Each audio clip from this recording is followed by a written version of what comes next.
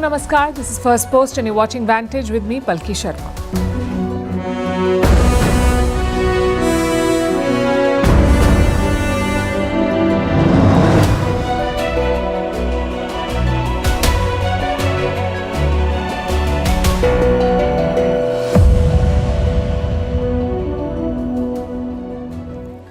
Donald Trump is at it again. You give him a stage and he repeats an old lie that he forced India and Pakistan to agree to a ceasefire. Only this time he's made it more dramatic. Trump now says that he threatened both sides with 350% tariffs.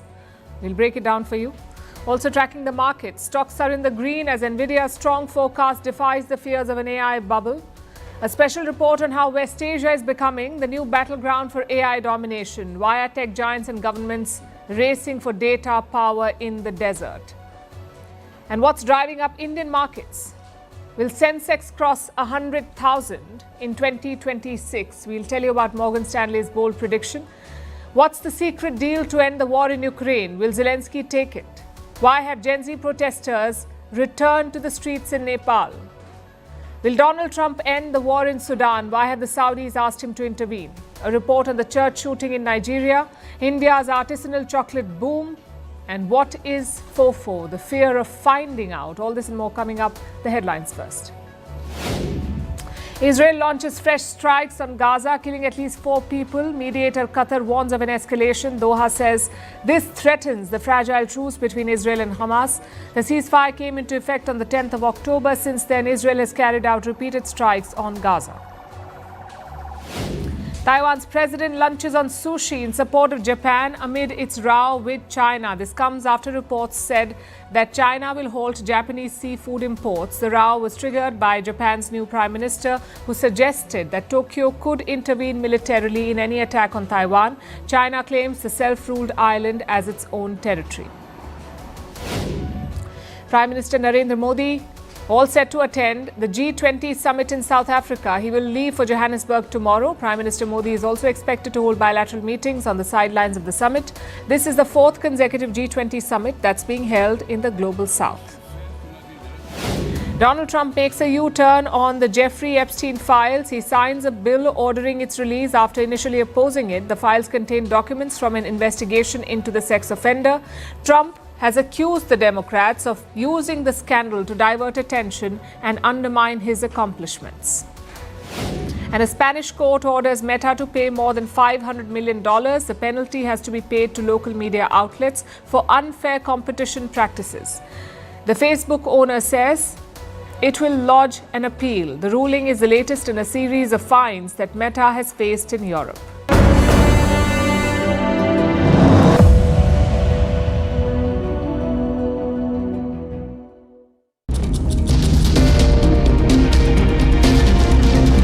I told Scott, 350% tariff to settle that war.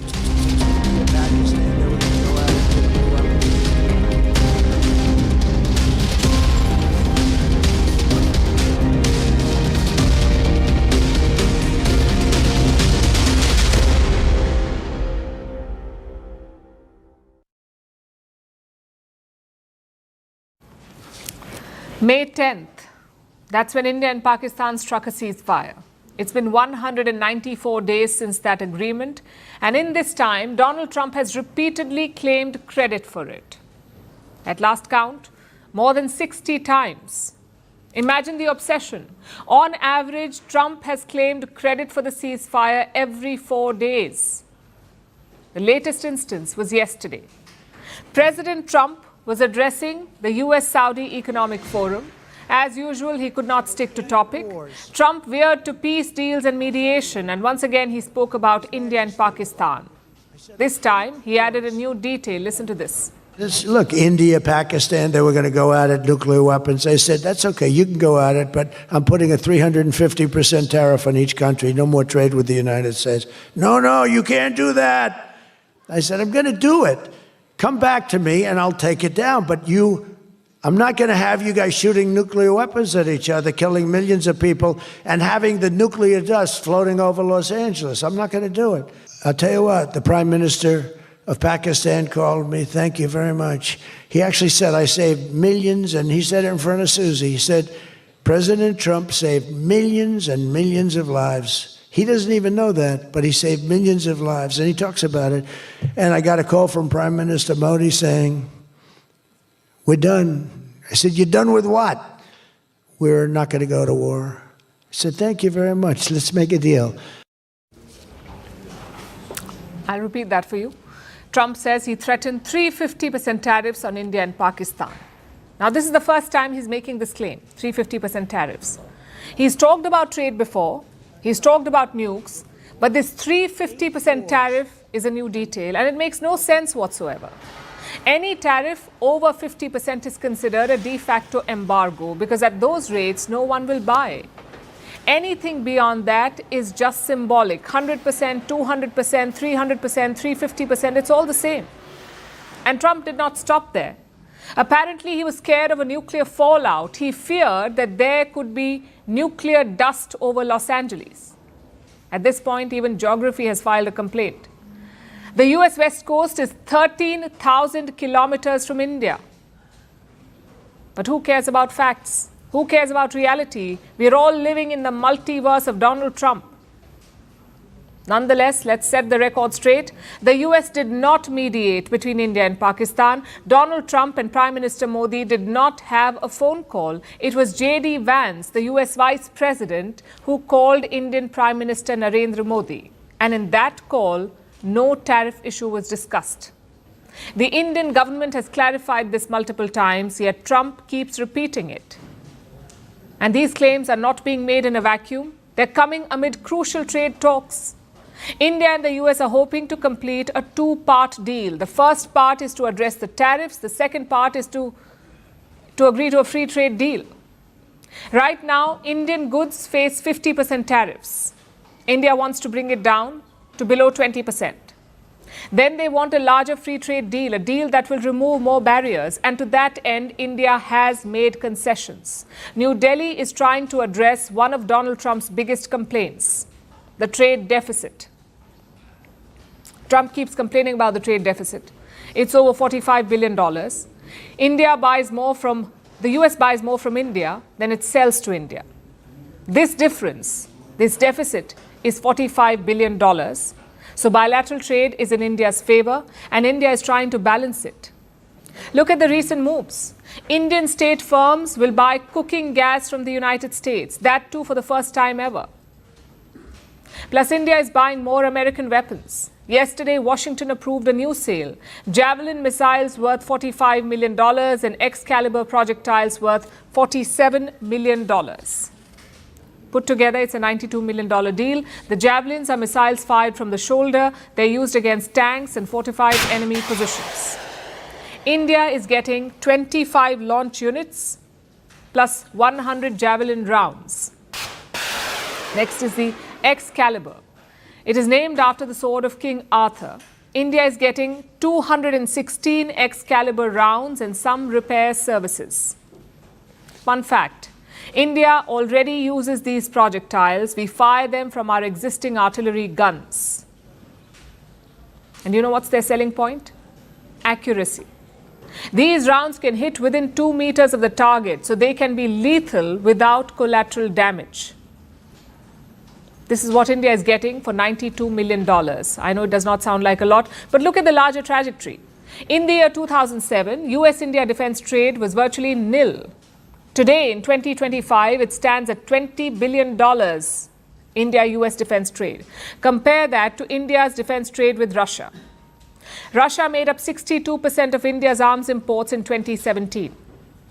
62%. By 2023, they were down to 34%. What do these numbers tell you? That India is diversifying away from Russia and that the US is a crucial part of that diversification. It's an important shift. Until now, this was not an issue. Because you did not have a US president warming up to Pakistan or claiming credit for the India Pak truce or insisting that he used tariffs to force India's hand. But now you do. With Donald Trump in the White House, this defense relationship becomes very complicated. And yet, India is trying to not get distracted by the rhetoric. India is looking at the long term, whether it's for defense or energy or trade. India sees a partner in the US. Having said that, every country has a red line. Every country loses patience at some point. Let's hope Donald Trump does not cross that.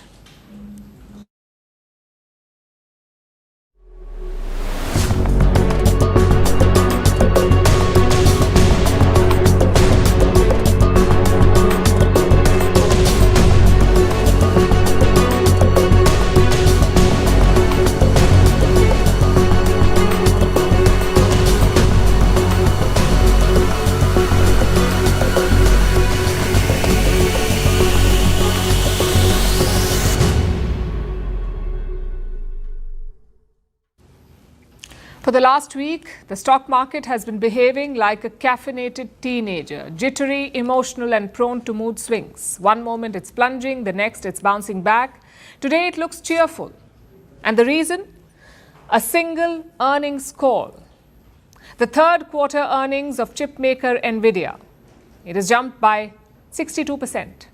That's Nvidia's revenue in the third quarter. It's at $57 billion, and this is thanks to the growing demand for AI chips. Sales have gone up in the last 3 months. They climbed by 66%, touching $51 billion. This is for the last 3 months. And the next 3 months also look good. The outlook is strong. In the fourth quarter, Nvidia expects sales to touch $65 billion. $65 billion. That's well above estimates. Earlier, the prediction was $61 billion, so Nvidia is actually beating expectations again.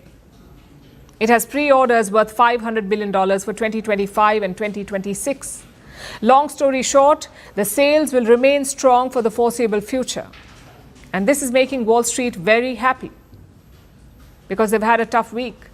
AI stocks were under immense pressure. There were fears of an AI bubble, so stocks were in the red. Investors were worried about the hype. Too much money was being poured in with little promise of returns. Some major investors even sold their shares, like Masayoshi Son. He's the CEO of SoftBank. Last week, he sold his entire stake in Nvidia for $5.83 billion. Then there's Peter Thiel. He is a billionaire investor and the co-founder of PayPal. He too dumped $100 million in Nvidia shares. There's also Michael Berry, another American investor who inspired a famous movie. He too betted against Nvidia, and all of this made Wall Street jittery because Nvidia is the AI darling. Its rise has been stupendous, from $144 billion in 2020 to $5 trillion in 2025. Nvidia is central to the AI story. So when large investors dumped Nvidia, markets fell. But today's numbers have come like a plot twist. Nvidia did not just clear the bar, it leaped far above it. Markets heaved a sigh of relief, the stocks rebounded, the sentiment improved, fears of the AI bubble receded. But there's still a sense of unease. Because Nvidia's success has now created a paradox. The better it performs, the more the market depends on it. And the more the market depends on it, the more fragile it becomes. Think of it like building a skyscraper on a single steel beam. It may be strong, stronger than anything else around, but if that beam wobbles, everything else shakes with it. Today, Nvidia is that beam, and the market knows it. Even Nvidia CEO Jensen Huang was forced to address the bubble. Don't forget to think about what is happening above, underneath what everybody sees as AI today. There's a whole movement of computing, from general purpose computing to accelerated computing. And that, if you take that into consideration, you'll come to the conclusion that in fact, what is left over to fuel that revolutionary agentic AI is not only substantially less than you thought, and all of it justified. So here we are staring at the double-edged sword that Nvidia has become. On one hand, it's the engine of modern AI. On the other, it is so dominant that it distorts the market around it. Its success props up the entire index. Its guidance can swing trillions in global wealth, and its slightest misstep could trigger panic. This is how a company becomes both brilliant and dangerous at the same time, and the world has seen this before. Lehman Brothers in 2008, the dot-com giants in 2000, the railway monopolies in the 19th century, and now Nvidia in 2025. So today's story is not those numbers, it's not the revival of the stocks. Today's story is how deeply one company influences all of them.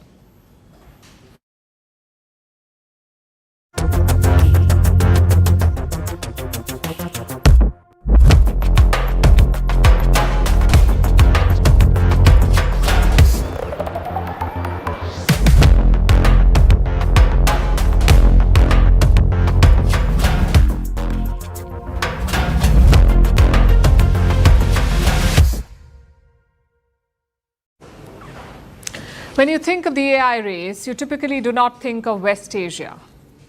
But it is emerging as a new player in the game. Tonight, we'll tell you how. Leading the pack are Saudi Arabia and the UAE. They're buying powerful Nvidia chips, specifically two companies, G42 in the UAE and Humane in Saudi Arabia. Both are developing their own AI models, and for that, they need cutting-edge chips. But you can't just buy such chips off the shelf. The US has restricted their sale. So for every deal, American chip makers need a government approval. And this week, that approval has come for West Asia. Washington is allowing the sale of advanced chips to West Asia.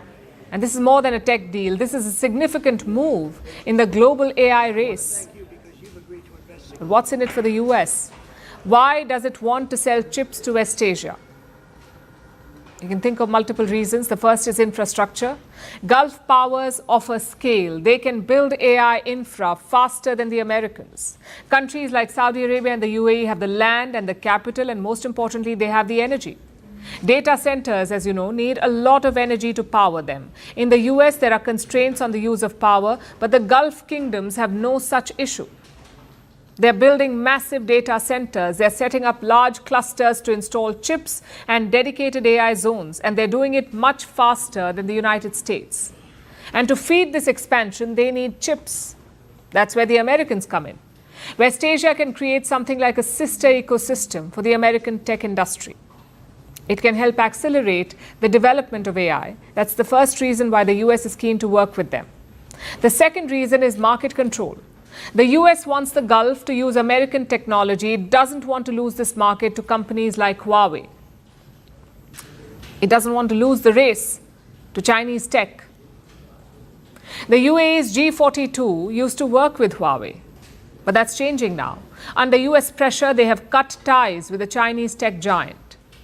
Meanwhile, Saudi Arabia's Humane has issued a public commitment. They will not use Huawei's tech. That's what they've said. And in return, they're getting Nvidia chips. The third reason for America's keen interest is the money. The Gulf, after all, is a big customer. Saudi Arabia alone wants to deploy 400,000 AI chips. And they want to do this by 2030. That's an opportunity worth billions of dollars. But it comes with risks. What the Americans are selling are not ordinary chips. They're among the most powerful chips in the world. The US guards them closely. It doesn't want them falling in the hands of rivals. And that is why their sale comes with strict clauses. G42 and Humane must abide by tough security rules set by the US. Here's how the US Commerce Department described it. These companies must meet, quote unquote, rigorous security and reporting requirements. That's what they've said, which means regular checks and scrutiny. And these conditions apply to American players as well, not just the West Asian ones. Take Microsoft, for instance. Recently, Microsoft signed up AI projects in the Gulf. Reports say they had to meet very strict conditions, including regular audits, infrastructure reviews, and guarantees that the tech stays secure. I guess this is the new model for AI chip sales. It's driven not just by business, but also by strategic considerations. Because, as they say, chips are the new oil. And West Asia is not just a buyer, it's becoming a battleground. Saudi Arabia and the UAE are not just importers of chips, they're building ecosystems that will drive this technology. They're building data centers, cloud infrastructure, critical tech breakthroughs like AI models built for the Arabic language. They're creating all of it. They want to have a say in the global AI ecosystem. They have the resources and the ambitions to build at scale, and they have the geopolitical weight to choose sides. And the United States wants to make sure that it becomes the chosen supplier and partner.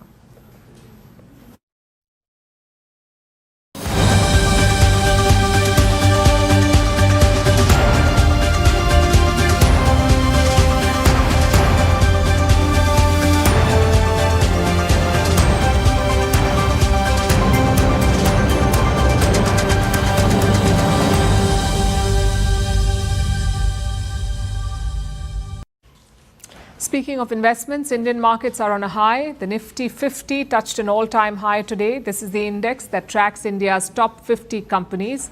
It has crossed the 26,200 mark. That's the highest it has ever been. Later in the day, the index cooled off a bit, but the overall sentiment seems positive. And it's being driven by three key factors. Number one, the earnings of India Inc. Indian companies have reported strong results. This is for the second quarter of this financial year, from July to September. India Inc. has reported growth in profits. And this good run is expected to continue. Experts say profits will grow in the months ahead by almost 16% in 2026. So that's the first positive, the growing earnings and profits. The second positive are the GST cuts.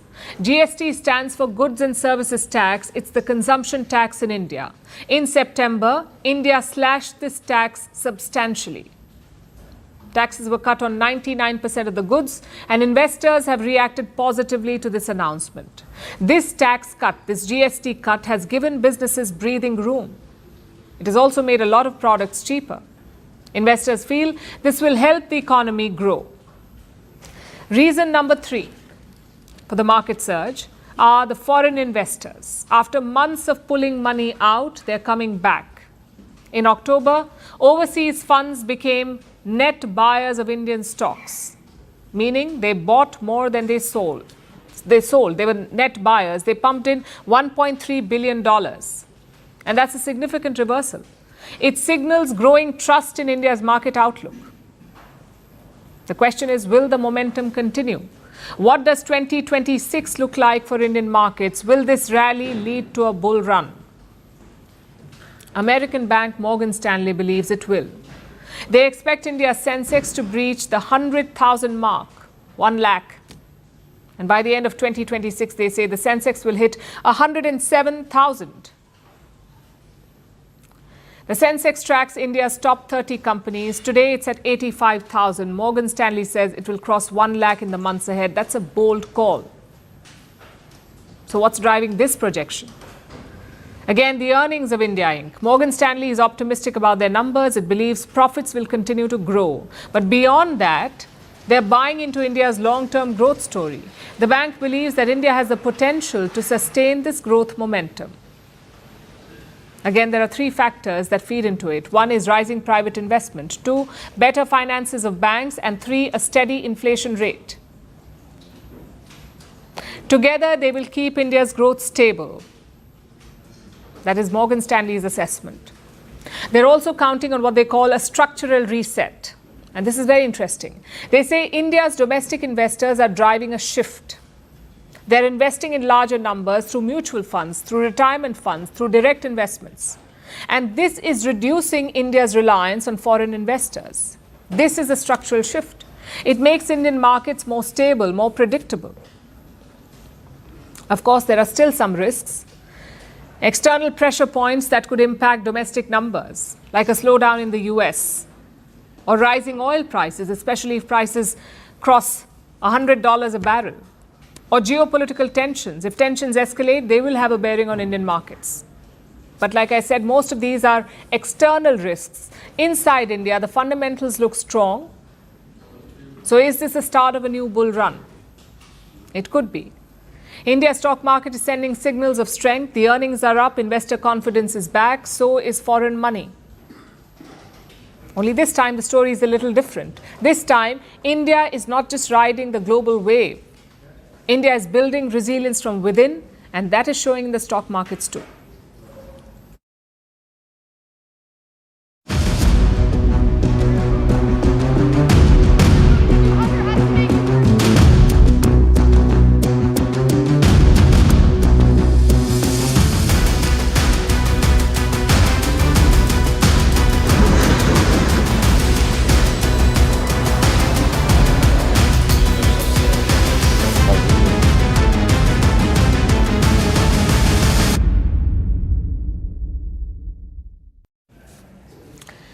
Vladimir Lenin once said, there are decades where nothing happens, and there are weeks where decades happen.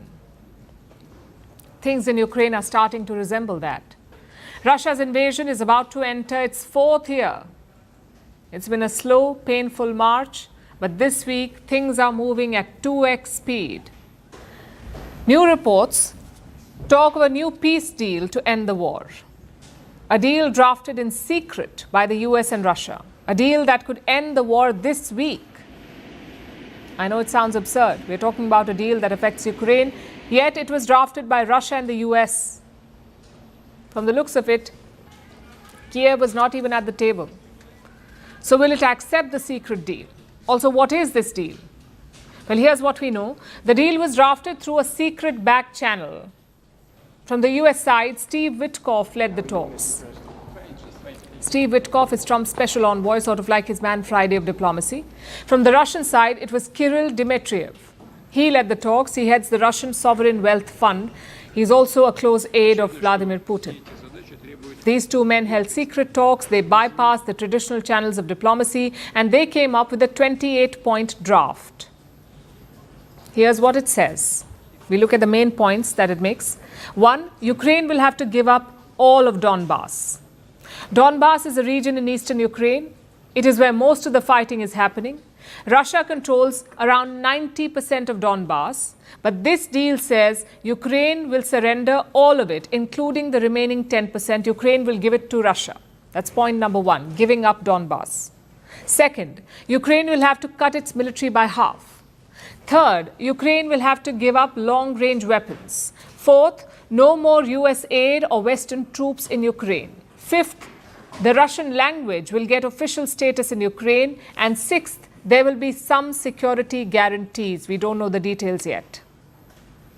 These are the 6 key points. There are 28 in all. And they make one thing quite clear. Russia wants to defang Ukraine, its territory, its army, its society, neutralize all of it, reduce Ukraine to a broken state, a state that cannot threaten Russia, a state that NATO or the European Union would never recruit. So simply put, this deal, the secret deal, favors Russia. Which brings us back to the question we started with. Will Ukraine's President Zelensky accept it? Well, he's stuck in a very difficult place. On the one hand, he has strong allies in Europe, and they want Ukraine to be part of the peace process. What we as Europeans have always supported is a long-lasting and just peace, and we welcome any efforts to achieve that. Of course, for any plan to work, it needs Ukrainians and Europeans on board. So this is very clear. On the other hand, Zelensky must face the ground realities. He is not winning this on the battlefield. Russia is stepping up the attacks. Yesterday was, in fact, the deadliest night of this year. Moscow fired 470 drones and 48 missiles at Ukraine. A lot of them were shot down, but the rest slammed into a residential building in Ternopil. That's a city in western Ukraine. It's far away from the front line. Just look at the aftermath.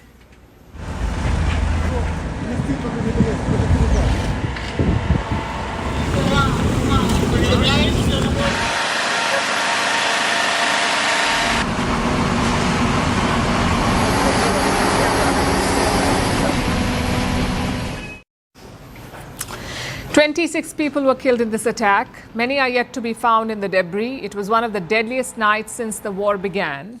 And the idea is clear: to demoralize the Ukrainian people, to put more pressure on Zelensky. Yesterday's strike also targeted energy sites. As of now, 400,000 Ukrainians are without power, 4 lakh Ukrainians. Imagine that. It's around 2 degrees in Kiev right now. The winter will only get colder from here and thousands of people are without power. Like I said, it's all about demoralizing the opposition. It is in this background that Zelensky must take a decision. He's just completed a trip to European capitals. He will return to Kiev later today, and when he does, US military officials will be waiting for him. Reports say they will present this plan to Zelensky. After that, the ball is in his court.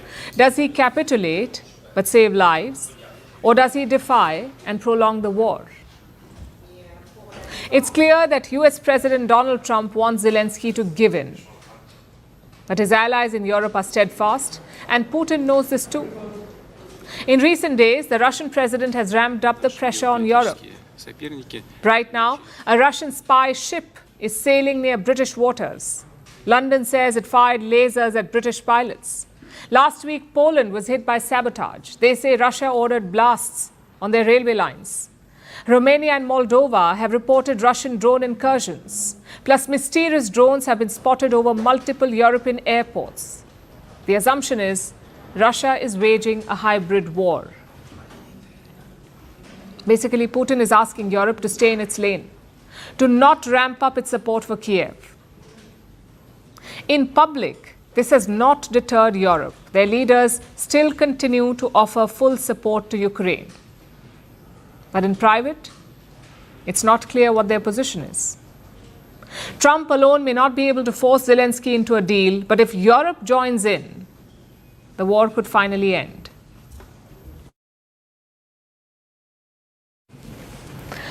This year has revealed something striking. Young people are shaping political conversations across continents. They've marched in Morocco, they have challenged power in Madagascar, they have protested in Peru and Indonesia, different locations, different governments, but the themes are the same: corruption, inequality, rising costs, and a generation demanding answers and accountability.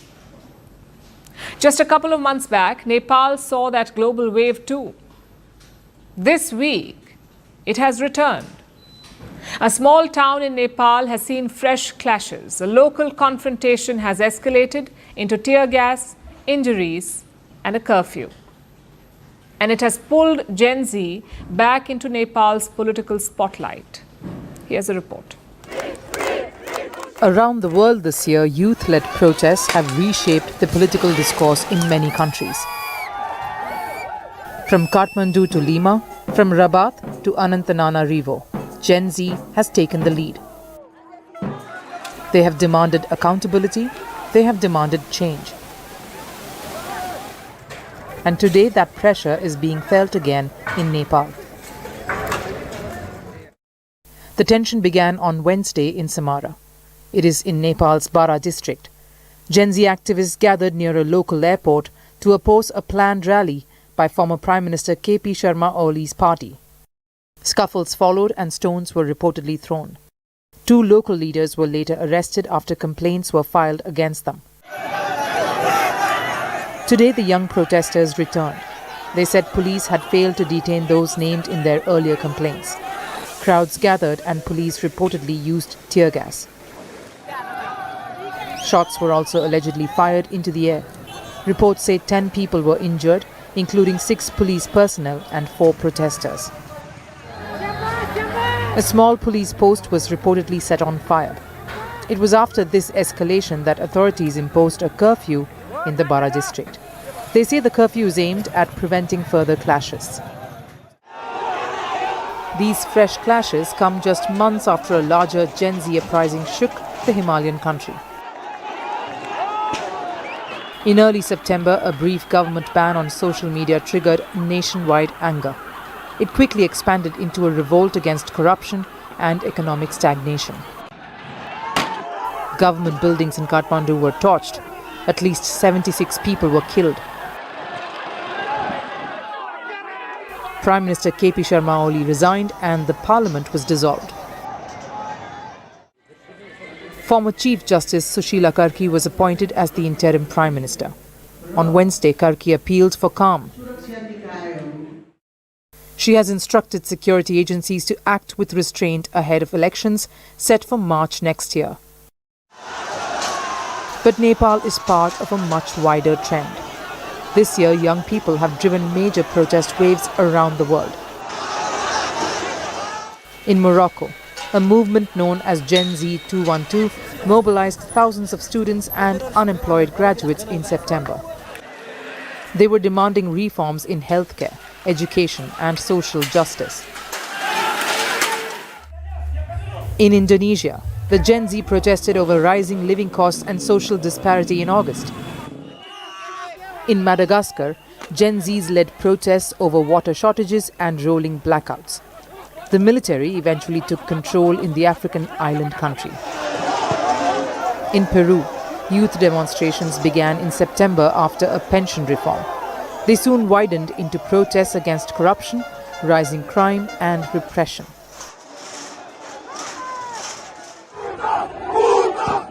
And most recently, the Gen Zs have also taken to the streets of Mexico.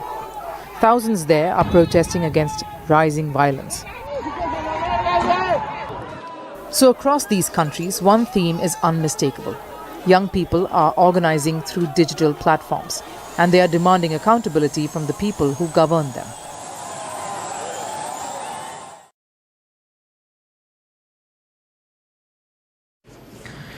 Donald Trump likes to end wars, or so he says. Since he returned to the White House this year, he claims to have ended 8 wars. He repeats those claims endlessly, facts notwithstanding. His list includes the Gaza war, the India-Pakistan conflict, the Armenia-Azerbaijan war, the 12-day Iran-Israel war, the Egypt-Ethiopia tensions, the DR Congo-Rwanda conflict, the Thailand-Cambodia border spat, and the Serbia-Kosovo conflict. He's also been trying to end the Ukraine war. It's a noble pursuit, literally. Not so much for peace, but for the Nobel Peace Prize, which he did not get this year. Either way, if he can reduce tensions, maybe the world should indulge him once in a while. But why are we talking about this tonight? Because Trump has set his eyes on a new conflict, the Sudan. It's a war that the world has largely forgotten, a war that has killed tens of thousands of people, displaced millions, and become one of the world's worst humanitarian crises. Donald Trump wants to end it now. Do you know why? Because Saudi Arabia requested him to. Listen to this. And I'll tell you, His Majesty would like me to do something very powerful having to do with Sudan. It was not on my my charts to be involved in that. I thought it was just something that was crazy and out of control. But I just see how important that is to you and to a lot of your friends in the room. Sudan, and we're going to start working in Sudan. So Sudan was not on Trump's charts, as he says, but now that the Saudis have asked, it is. Trump also posted about it on his social media platform. He said the Sudan is facing tremendous atrocities. Food and doctors are desperately needed there, and Arab leaders want him to act. So what is this war that he's talking about? First things first. The Sudan is a country in northeast Africa. It sits along the Red Sea. Saudi Arabia is directly across that water. Since its independence in 1956, the Sudan has struggled with coups and military rule. It saw 2 long civil wars between the north and the south, and then years of violence in the Darfur region. At that time, the man in power was Omar al-Bashir. He was the Sudan's longest ruling leader. In 2019, he was removed from power. A transitional council was formed, but that transition remained fragile. There was a power-sharing deal. In April 2023, that power-sharing deal collapsed. The 2 men who were supposed to govern together turned against each other. The first man leads the Sudanese army. The second leads a paramilitary force called the RSF, the Rapid Support Forces. So the army and the RSF have been at war to control the country. The fighting has spread across the Sudan and divided it. And the human cost has been devastating. The country is grappling with a famine. The world has largely forgotten about it, but not Saudi Arabia. Which brings us to the question, why does Saudi Arabia care about the Sudan? For multiple reasons. Number one, geography. Like we just told you, Sudan is just across the Red Sea. If it collapses, it will affect shipping routes. It could push thousands of refugees towards Saudi shores, and it could create space for extremist groups. That's the first reason. Reason number two, economy. Saudi Arabia is investing heavily in this region. It wants food security and safety for its trade routes and its Red Sea projects. Reason number three, regional rivalry. You see, this war has quietly pulled in Gulf competition. The UAE is accused of supporting the RSF, the paramilitary. They deny it, of course. On the other hand, you have Egypt and Saudi Arabia. They're believed to be closer to the Sudanese army. Now, Riyadh does not want the Sudan to slip into anyone's orbit, which is why they want a bigger power, like the United States, to step in and steady the balance. Saudi Arabia's Crown Prince Mohammed bin Salman believes that Donald Trump can bring that balance, that he can end the deadlock in Sudan like he did in Gaza. But the momentous breakthrough. Of course, Trump likes this role. He calls himself the president of peace. But the real question is, how quickly can he turn his promises into peace?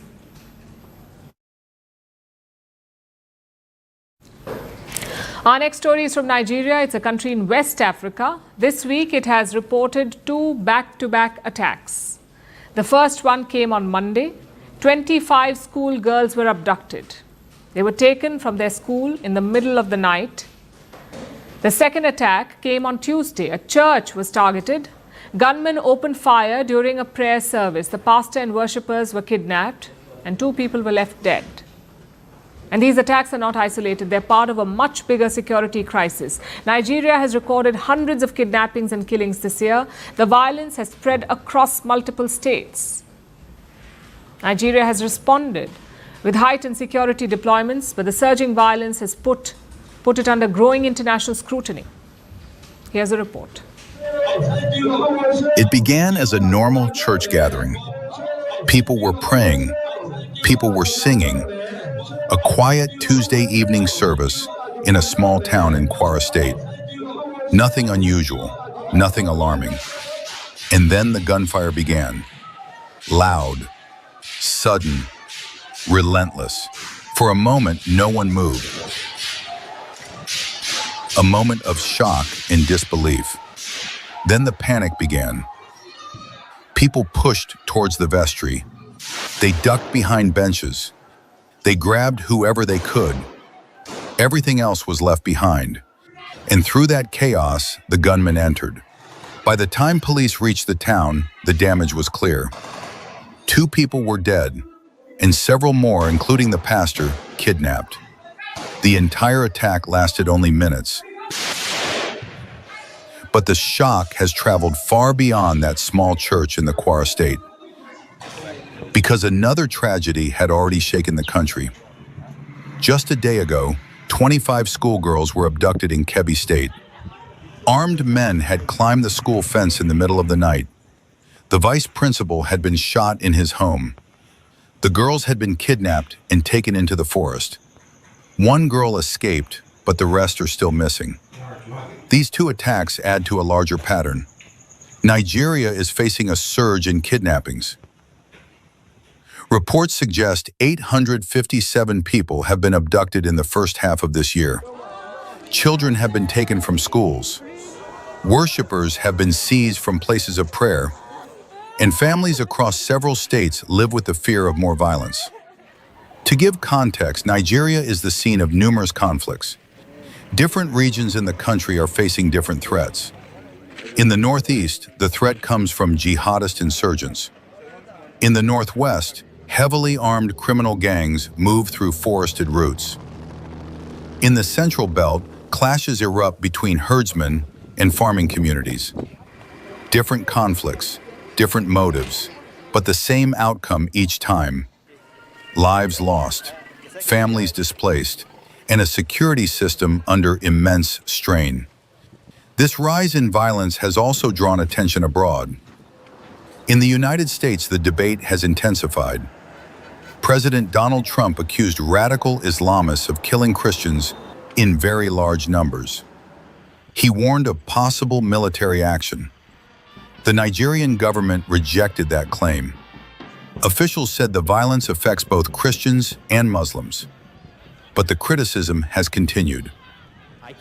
At the United Nations, U.S. Ambassador Mike Waltz said churches were under attack. He said clergy were being assassinated.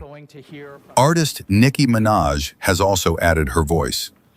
The Nigerian government has responded. President Bola Tinubu has postponed his foreign trips. He has also held emergency meetings, and he has placed the security agencies on their highest alert. But the attacks have raised the question, can Nigeria bring this wave of violence under control before it grows even worse?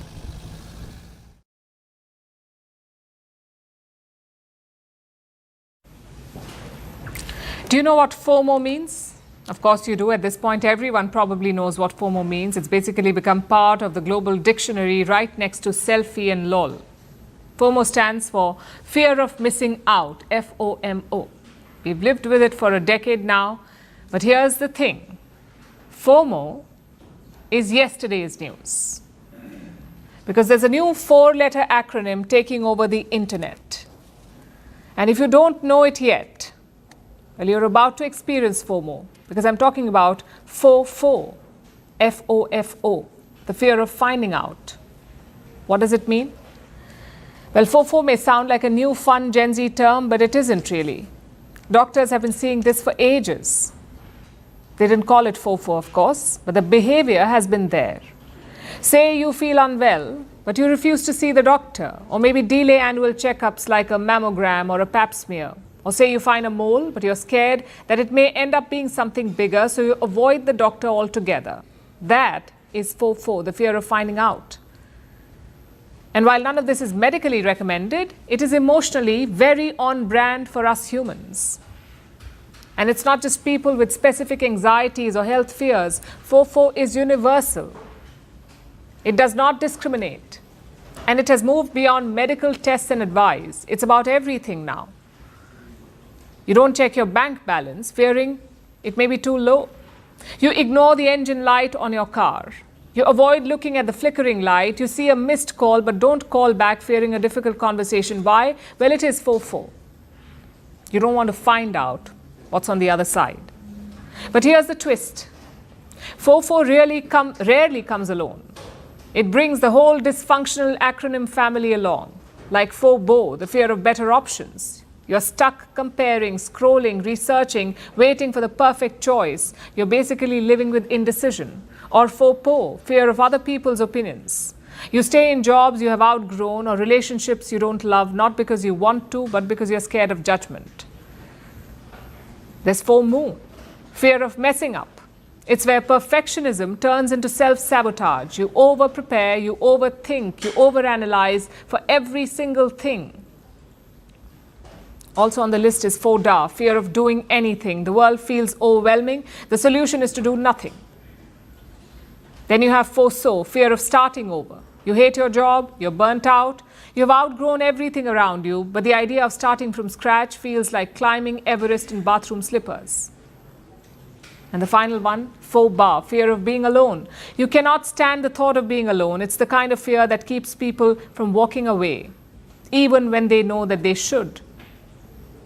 But somewhere in this alphabet soup of anxieties, FOFO sits quietly running the show. Because if you're scared of choosing, or scared of judgment, or scared of failing, or scared of starting, or scared of doing, or scared of being alone, or scared of leveling up, at the core is usually one thing. You're scared of what you will find out. Scared that the truth will force you to grow, change, or confront something. And that is the fear of finding out. And here's the inconvenient truth. You can feel FOFO, but you can't live by it. Because information, however scary, is power. Not knowing may give you the vibes, but knowing will always give you the choices.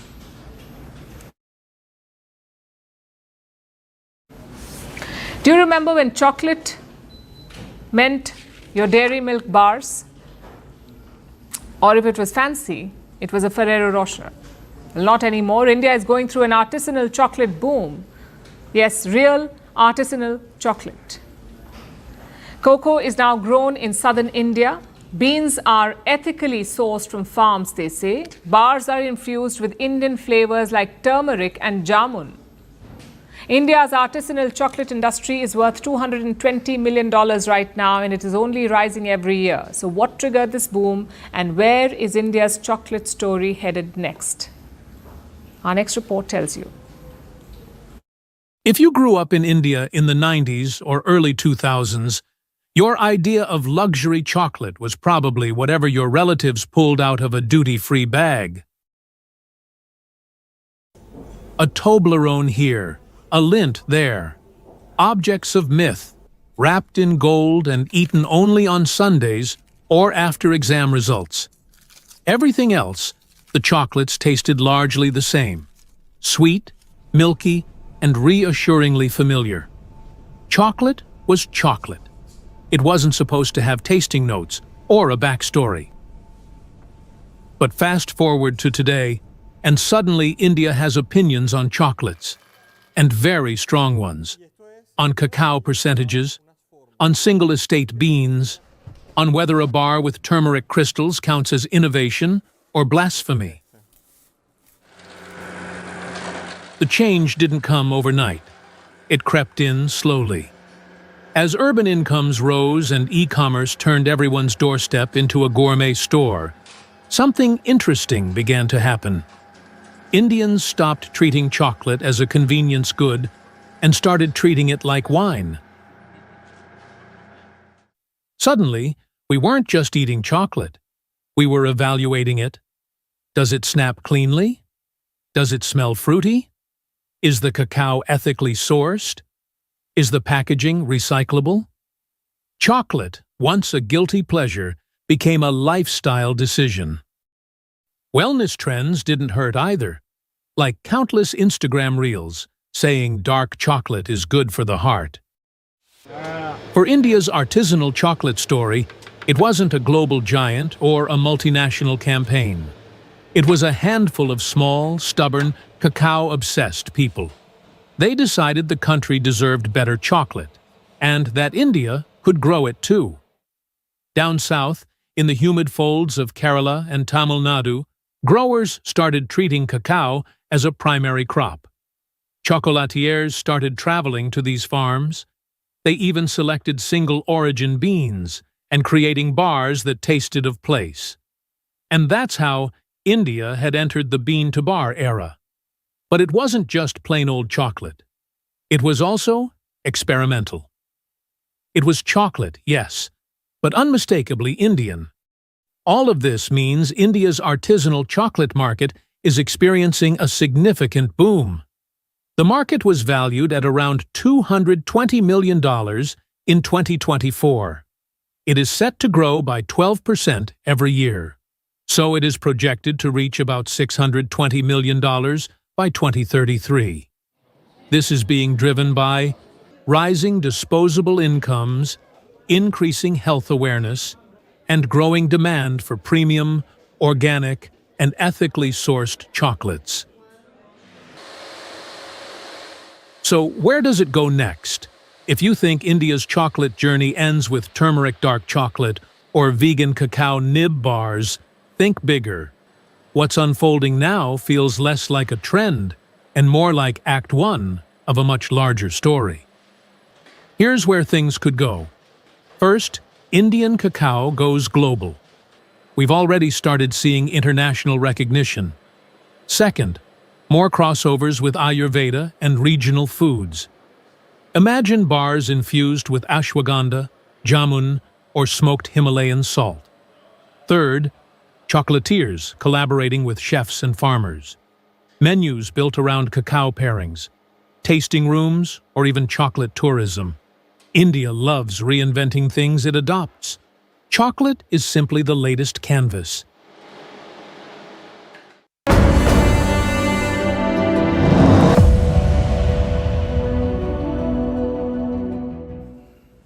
Can you imagine going 64 days without sunlight? That's real life for people in Alaska's northernmost town, Barrow. Yesterday was Barrow's last sunset. The next sunrise will be 64 days later on the 22nd of January 2026. There's some interesting science behind this phenomenon. The Earth has a 23.5 degree tilt. So during winters, the sun will not rise in the Arctic Circle. It will remain below the horizon. Fascinating, isn't it? But as always, the internet does not care about the science. All they care about is the pop culture impact. 64 days without sunlight equals the long night from Game of Thrones. Take a look.